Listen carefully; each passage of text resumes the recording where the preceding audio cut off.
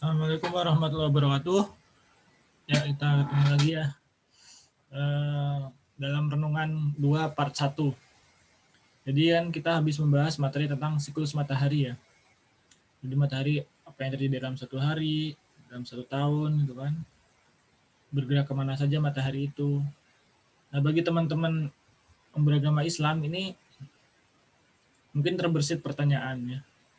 Dan juga ini pertanyaan dari paman saya, kepada kami, yaitu matahari dalam hadis hari kiamat, matahari nanti terbit dari barat. Itu gimana kalau penjelasannya secara astronomis? Nah, ini adalah suatu bahasan yang cukup berat buat kami, tapi insya Allah kami coba kupas, tapi kami bagi menjadi 2 bagian. Karena ada 2 bagian yang kami rasa sangat-sangat penting, karena ini adalah tanda kiamat. Yang bagian pertama adalah sikap kita terhadap menganalisa tanda-tanda kiamat. Nanti baru bagian 2 kita mulai bahas tentang matahari terbit dari barat itu sendiri. Ya, bismillah, mudah-mudahan bisa bermanfaat.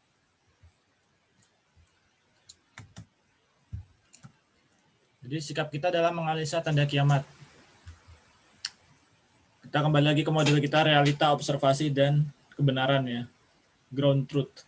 Silakan ground truth. Ini istilah pengukuran. Ya. Misalkan katakanlah ada 3 orang ya, atau 2 orang di sini sih yang mau melakukan pengukuran tinggi badan badu ya. Dengan menggunakan penggaris yang sama katakanlah. Realita tinggi badan badu, observasi oleh observer A, dia tahu tinggi badan badu kehitung sama dia 157,1. Oleh observer B 157,3. Tapi oleh observer A pengukuran yang kedua 157,2. Jadi ini beda-beda nih. Kan mana yang benar gitu? Pertanyaannya kan gitu ya. Kalau ada informasi yang beda-beda, mana yang benar? Nah, kalau di fisika caranya menyatakan kayak gini, di rata-rata plus minus standar deviasi. Jadi mana yang benar ya? Nggak ada. Semua menuju benar gitu. Jadi di rata-rata standar deviasi.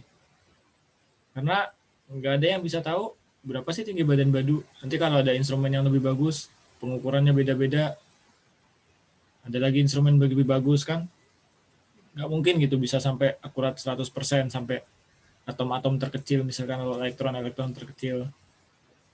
Kalau di fisika ada juga ketidakpastian Heisenberg, semakin partikel itu bergerak kencang, semakin kita tidak bisa dengan akurat menentukan posisinya.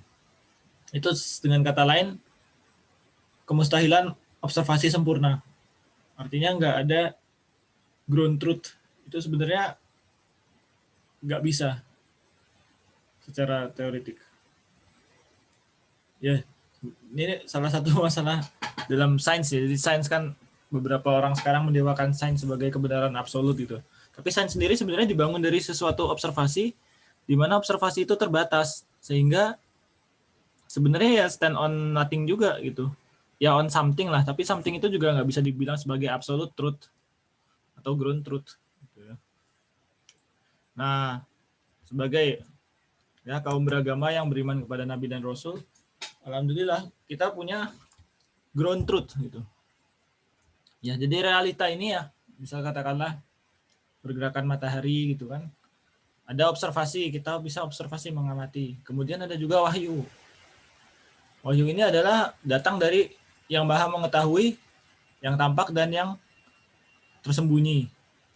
Yang dulu dan yang akhir. Sehingga kita yakin bahwa ini adalah sesuatu yang benar-benar absolut, benar 100%, absolute truth, ground truth.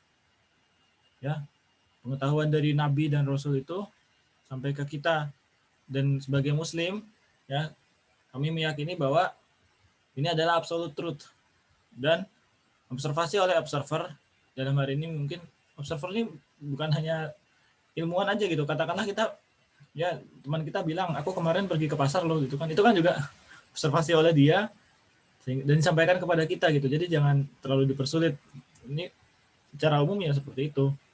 Nah, itu pengetahuan sampai ke kita gitu. Ya enggak? Observer ini bisa jadi salah, bisa jadi orang yang tadi bilang aku pergi ke pasar loh kemarin, bisa jadi dia cuma mimpi pergi ke pasar. Dianya sendiri nggak tahu kalau dia cuma mimpi pergi ke pasar, tapi dia ngasih tahu kita. Dan kita percaya karena kita mungkin lihat dia teman yang jujur itu kan. Tapi dia nggak tahu dan dia sendiri juga nggak tahu kalau dia tuh cuma mimpi pergi ke pasar. Jadi ini selalu ada kekurangan. Yang ini adalah absolute truth atau ground truth kita.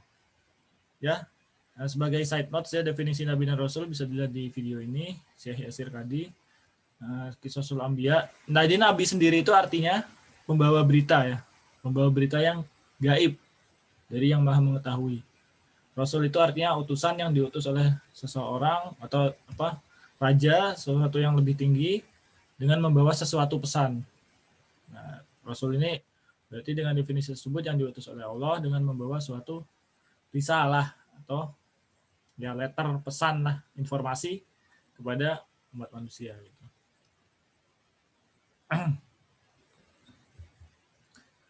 Kemudian ada lagi yang namanya ilmu gaib dan kemustahilan observasi. Ilmu gaib ini adalah sesuatu pengetahuan yang tidak terlihat, knowledge of the unseen bahasa Inggrisnya. Jadi jangan terlalu mikir aneh-aneh lah. Katakanlah di depan saya ada tembok nih, di balik tembok ini ada apa? Itu ilmu gaib buat saya. Terjadi pada saat yang sama di suatu tempat yang tidak bisa kita lihat, atau sesuatu yang terjadi di masa depan, atau di masa lampau juga. Masa lampaunya orang kan nggak bisa kita lihat. Beberapa bisa mungkin yang di videoin ya. Cuma ya banyak juga yang tidak bisa kita lihat. Itu semua ya realita terjadi. Ya, ilmu gaib ini ya hanya bisa diketahui dari wahyu. Katakan apa yang akan terjadi di masa depan itu. Semua orang di sini ada yang pernah pergi ke masa depan? Kan enggak juga. Jadi apa yang terjadi di masa depan cuma bisa diketahui dari wahyu. Pengungkapan ke Nabi atau Rasul. Mustahil mengobservasi ilmu gaib ini. Sehingga dalam melakukan analisa tanda-tanda kiamat, ya, dari perspektif astronomi atau dari perspektif lainnya, sikap kita bagaimana? Yang pertama, wahyu adalah ground truth. Observasi atau prediksi, ya, analisa sains bisa saja salah.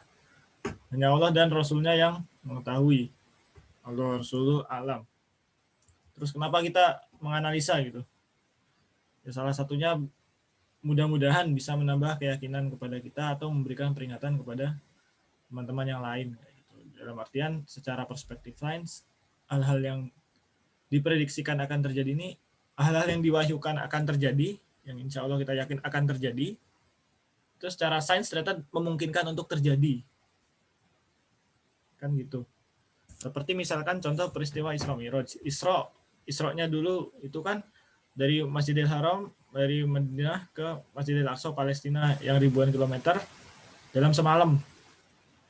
Orang-orang di zaman itu kan pakai unta, jadi mereka belum ada yang bisa percaya dengan peristiwa Isra itu. Ya, dari Masjidil Haram ke Masjidil Aqsa 1000 km dalam semalam. Cuma kalau sekarang kita bilang ada orang yang dari Masjidil Haram atau dari Jakarta ke Surabaya dalam semalam gitu. Ya, common sense, bisa naik pesawat aja cuma beberapa jam, bisa naik kereta kan. Jadi sesuatu yang dulunya dianggap tidak mungkin bisa jadi dengan berkembangnya pengetahuan menjadi dianggap sesuatu yang mungkin. Nah, ini juga harapan kita tuh, misalnya matahari terbit dari barat dianggap sesuatu yang mustahil oleh masyarakat Arab zaman dulu yang pengetahuannya belum berkembang. Tapi dengan pengetahuan berkembang di masa sekarang malah jadi sesuatu yang mungkin terjadi itu. Bahkan mungkin saintis memberikan warning juga akan hal ini. Nah, itu insya Allah bisa menambah keyakinan kita. Ya, barakallahu astagfirullahalazim. Manafa'ani wa ikum bima ayati fi ayati wa dzikril hakim. Assalamualaikum.